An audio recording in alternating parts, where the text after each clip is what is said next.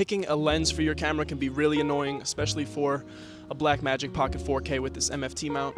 You can adapt almost anything to this mount, so what should you pick? Do you need a cine lens, or can you choose something, maybe one of the cheaper options? That's really what it's all about with lenses, is picking good quality glass that's going to last you a lifetime and offer tons of versatility. Even for micro four thirds lenses, it can get a little expensive on the premium end of things, but it's definitely worth making that investment for a quality piece of glass, good materials, nice metal build on the lens, and obviously a fast aperture.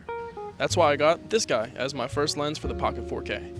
This is the Lumix G series 12-35 f2.8, and it has turned my Pocket 4K into such a versatile beast.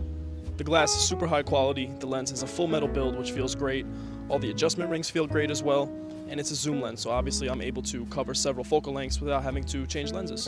And for a micro four thirds camera, if you didn't know, a 12-35 is basically like a 24-70 full frame equivalent. So if you're used to shooting with a lens like that, that basically covers all your cinematic focal lengths from wide to tight.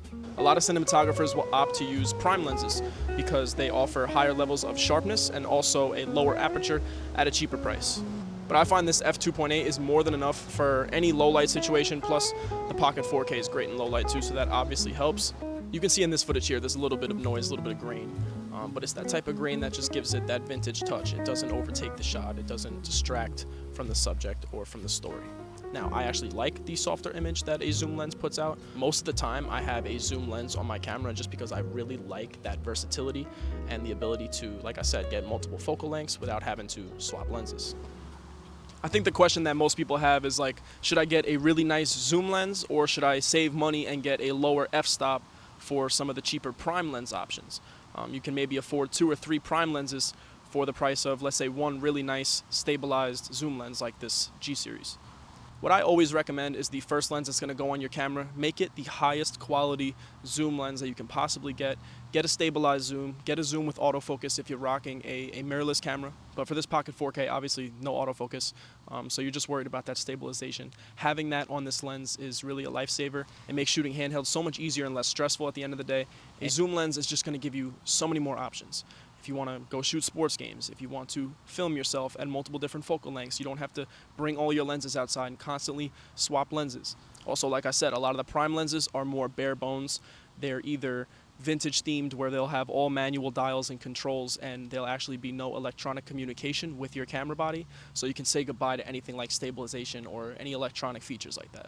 Don't get me wrong, there's some really nice prime lens options out there, but you're going to be paying a pretty penny for them anyway.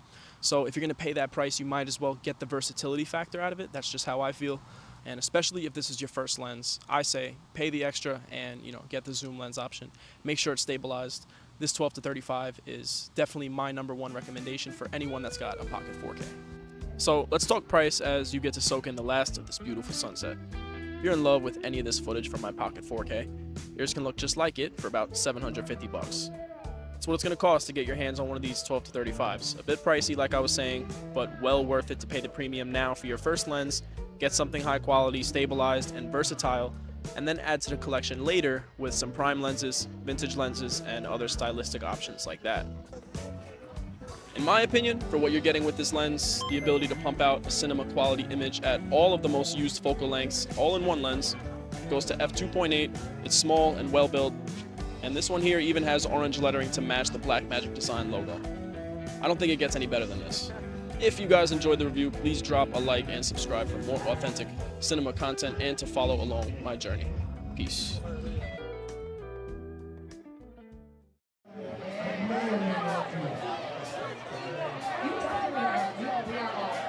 We are all